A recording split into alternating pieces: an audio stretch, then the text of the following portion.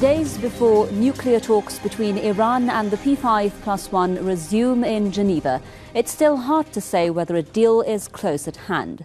US lawmakers are discussing new sanctions, and American delegates in Israel say they want to assure Tel Aviv that its demands are met. Well, why does the US Congress seek to impose additional sanctions on Iran while Tehran has taken confidence-building measures to resolve differences over its nuclear program? Is it trying to sabotage a possible deal, and why?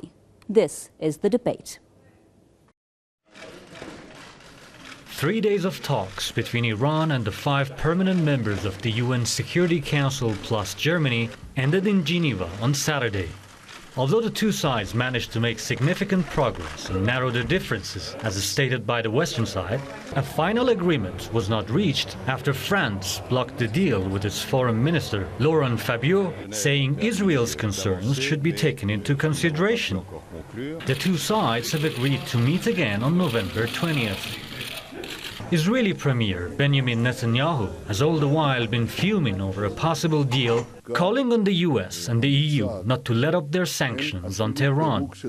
Reacting to Netanyahu's anger, the Swedish foreign minister wrote on his Twitter account, "Somewhat strange that Israeli PM Netanyahu is able to condemn the possible deal with Iran as bad, even before it has been done. Irrational that Israel is trying to block efforts to reach a reasonable deal with Iran on nuclear issue." Only a day after the end of talks in Geneva, US lawmakers said they wanted to tighten sanctions on Iran in an attempt to prevent President Barack Obama from what they call giving away too much in dealing with Iran. "We know the sanctions have gotten us here, and we're worried we're dealing away our leverage." The remarks by the top Republican on the Senate Foreign Relations Committee were also echoed by Democratic Senator Bob Menendez, one of the main architects of Washington's sanctions against Iran. This antagonistic stance was also there in the run-up to the Geneva talks. Right on the eve of the negotiations, Corker announced plans to bar the Obama administration from using the waivers that are currently on the books to create limited exemptions to the sanctions program.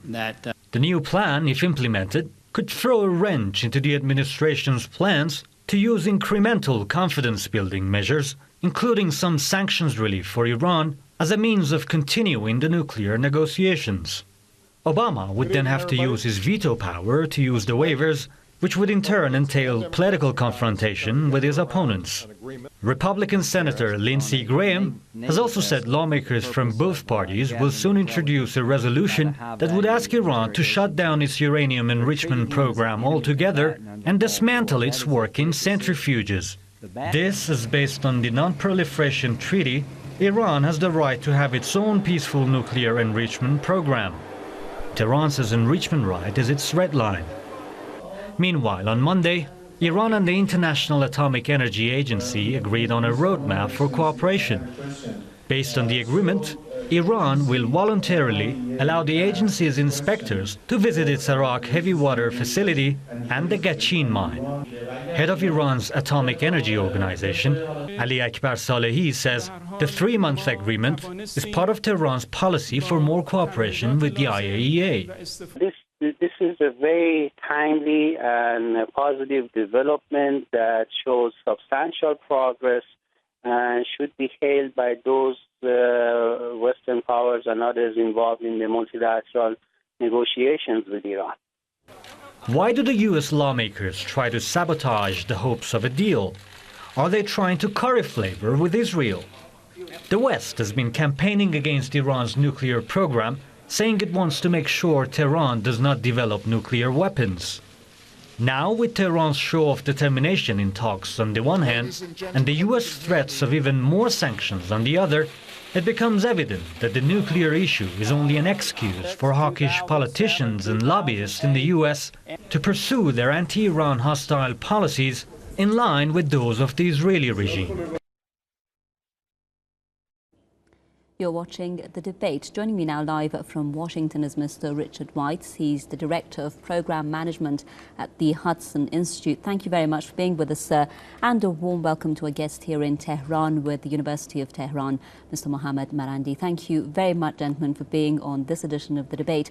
I'll start my first question with our guest in Washington, Mr. Weitz. A senior U.S. delegation has reassured Israelis that any nuclear deal with Iran would include the freezing of work at the heavy water reactor in the central city of Arak here in Iran. Now, isn't this, do you think, breaking ranks with the P5+1 group in a sense, and a sign that parties from outside the group, particularly Israel, are attempting to take the reins here? And is that in any way helpful?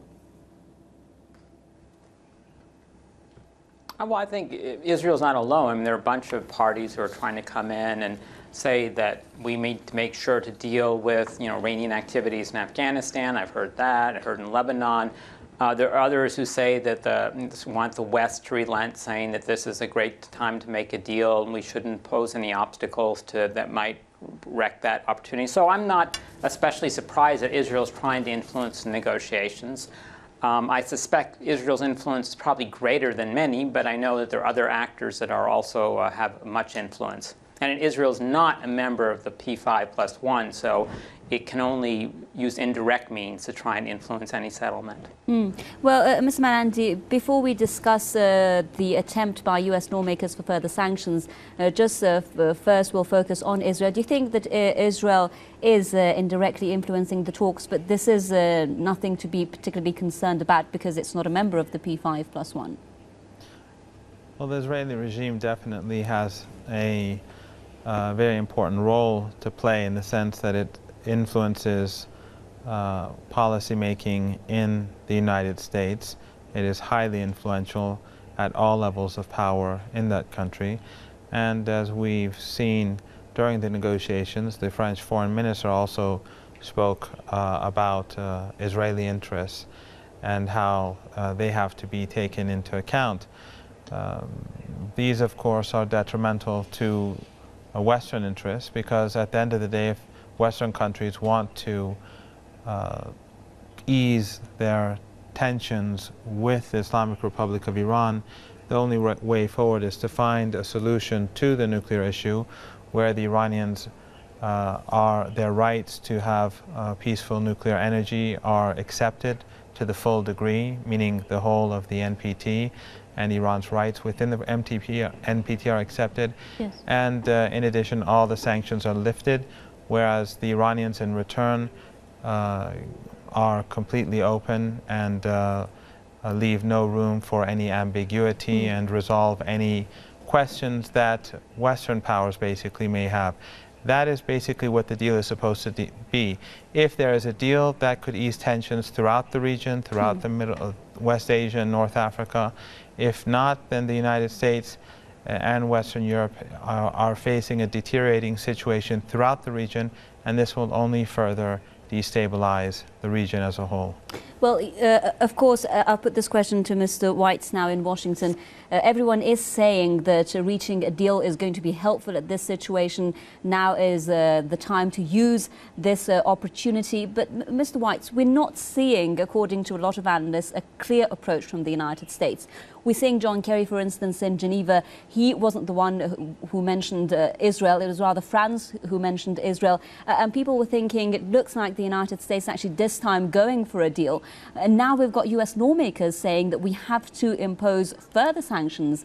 Now, this kind of talk, do you think, is it going to lead to a deal? Is there division between the US Congress, lawmakers, and the White House?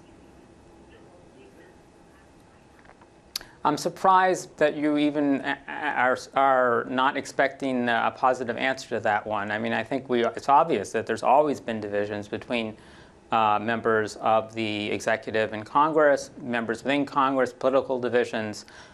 This is nothing new. We saw this in the case of Syria. We've seen this in earlier Iranian issues. But are they, Mr. Weitz, tying the hand of President Barack Obama? Well, to some extent. However, President Obama has considerable leeway in what kind of sanctions he could relax As your viewers will recall, we have basically three types of measures being imposed on Iran. They're the UN sanctions, which are voted upon by all the members of the Security Council that have veto power, and that would require them all to rescind those.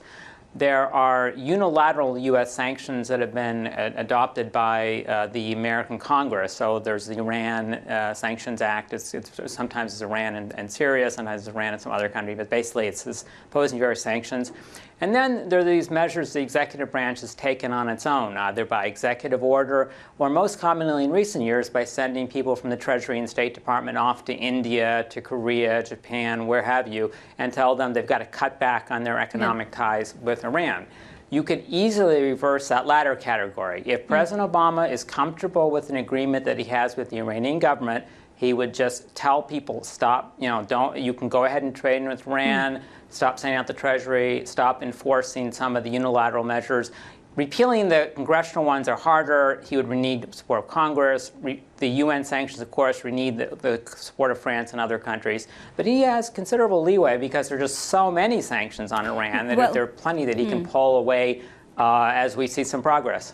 Well, the thing is, I'll put this one to Mr. Marandi. The thing is, we're hearing now U.S. lawmakers, Mr. Marandi, speaking of imposing sanctions that remove those waivers for President Obama, leaving him with only one option if he wants to oppose those sanctions, and that's his veto option. So would you say that Congress, the Senate, are actually trying to tie President Barack Obama's hands here? And why should they, specifically at this time, right now, talk about additional sanctions on Tehran and pressure on Tehran?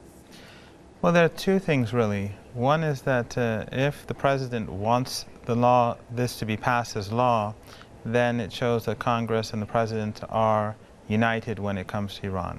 If the president is opposed and it is still passed into law, then it shows the United States has a very weak president, and that questions his ability to lead any negotiations with Iran, and thus raising the question, is it of any use to talk to the United States? Most of the sanctions are the sanctions that have been passed into law by the United States. They are, of course, against international law. The sanctions that are beyond the scope of Congress are very minute in comparison. And even if the U.S. president was to ignore them, if that was possible, some of them to a degree he has leeway, and in other cases he doesn't, still companies would not be, for example, get involved in importing or exporting medicine to or for Iran because they would be afraid that, let's say, after 6 months or after a new president comes to power, they may get into legal trouble. So it's not going to change the reality on the ground.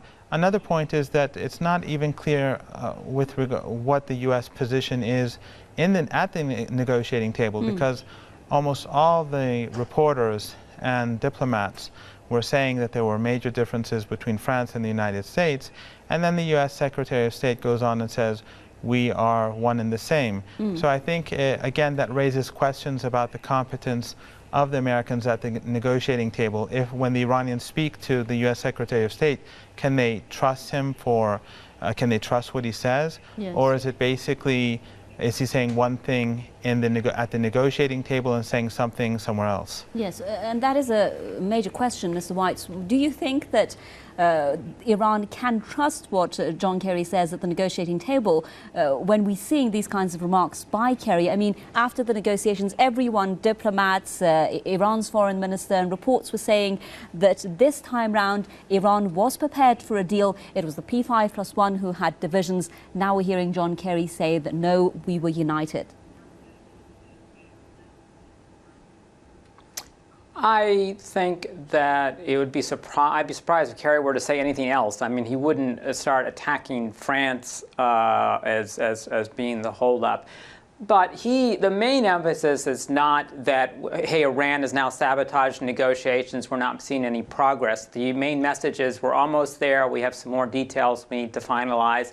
He expects that we will be able to do this in the next month. So it's a much more positive message. Sorry for jumping in, Mr. White. Discourse is making it sound. John Kerry has also said that it was Iran who didn't accept the deal. I mean, are these kinds of comments conducive? Are they going to help? Or they're just going to leave Iran with questions about what Washington's policy actually is?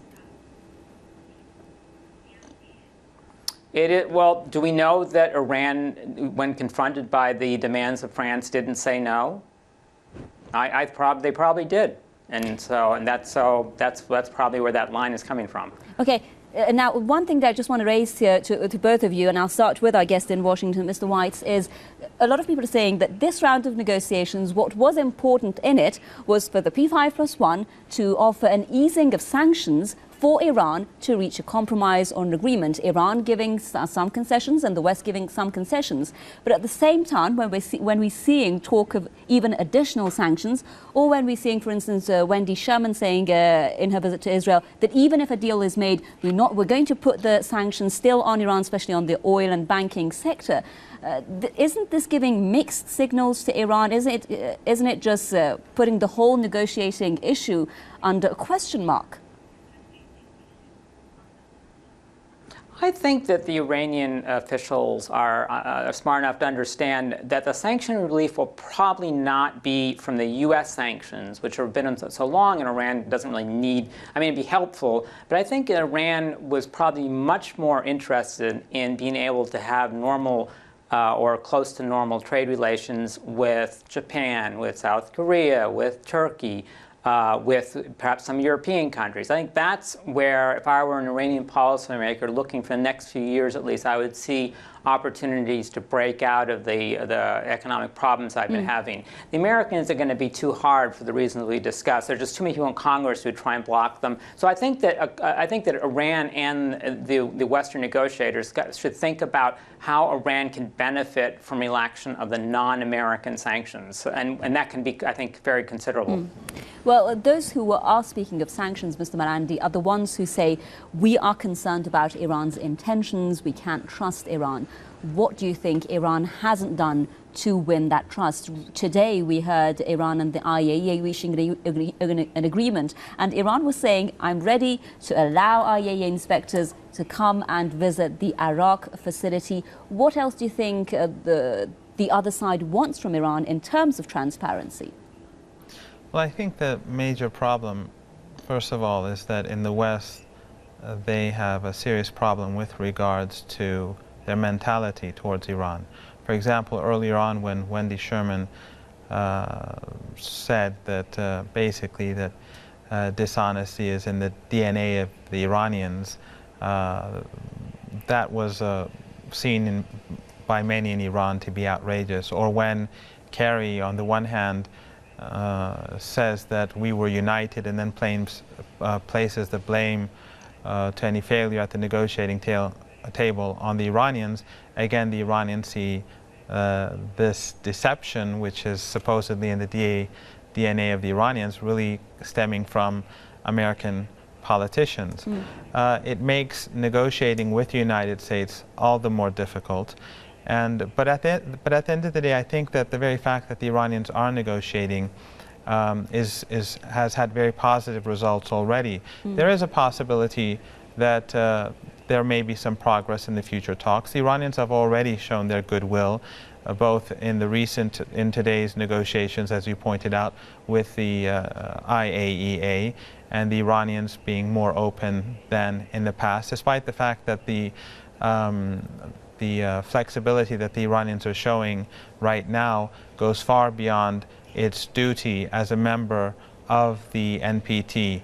For example, as you pointed out, with the Arak heavy water nuclear center. So, but the benefits, I think, is that if there is a breakthrough, then it is good news for everyone. But if there isn't a breakthrough, I think And I'm not speaking about a short-term breakthrough, a 6-month breakthrough. I mean, because this would be a minor breakthrough. I mean, a real breakthrough in the whole issue. If there isn't, then it shows that really the United States is the one that is impeding progress. It shows both to the Iranian people and also the international community. That brings me to the next question. Mr. Weitz, we know that during the previous round of talks, when Iran didn't have this new administration, the P5+1 side was saying the onus is now on Iran. Now, with Iran showing more flexibility and transparency, we're seeing even France saying today that they're not far from reaching an agreement. So why do you think there's still talk of pressure on Tehran and sanctions on Tehran? We had the leader of Iran's Islamic Revolution saying this shows that the nuclear issue is not the issue here, that they're just looking for excuses to impose pressure on Tehran. If it wasn't the nuclear issue, he said, it's going to be human rights, it's going to be Iran's missiles, etc. There are some, I won't lie to you, there are some people who have that position. It tends to go back to what happened with the American hostages and that whole affair. And there are others who are very concerned about Israel's security, what have you. But there are many groups that are weighing the cost of benefits of any kind of agreement. And insofar as they think they can get a good deal, they will strive for it. And those groups that are trying to block it will strive even harder. And I think that's what you're hearing, that as we get closer to agreement, the struggle is intensifying. But I'm pretty sure that if we get a good deal, there would be some effort, at least on the part of the Obama administration, to relax enforcement of some of the non-American sanctions. Okay, we are quickly running out of time. Quickly, Mr. Marandi, if you can, would you say that what Iran's leader said then, I just mentioned, is going to be proven true? If an agreement is not reached, do you think that that means that the nuclear issue itself was not at all the issue? There was something else? Yes, I think it's clear to many that that is the main point. But then again, the United States is facing great difficulty. It's facing economic crisis at home. It's facing a crisis of credibility across the globe because of the spying on even allies in Latin America. Leaders are outraged. It faces a crisis in this region as client regimes are collapsing. The United States needs Iran today more than it ever did before. In Syria now, we see that the United States is recognizing the foolishness of its policies over the past 2.5 years. So if the United States doesn't come to some sort of agreement with Iran, the United States will pay a heavy price. And for the United States to continue with the current policy, I think it's simply going to further weaken its own credibility. If it cannot, and if France really has a major difference with the United States, if the United States can't bring the French into line, then I think that even further reinforces the notion that the United States is quite weak. Thank you very much, Mr. Mohammad Marandi in Tehran, professor with the University of Tehran.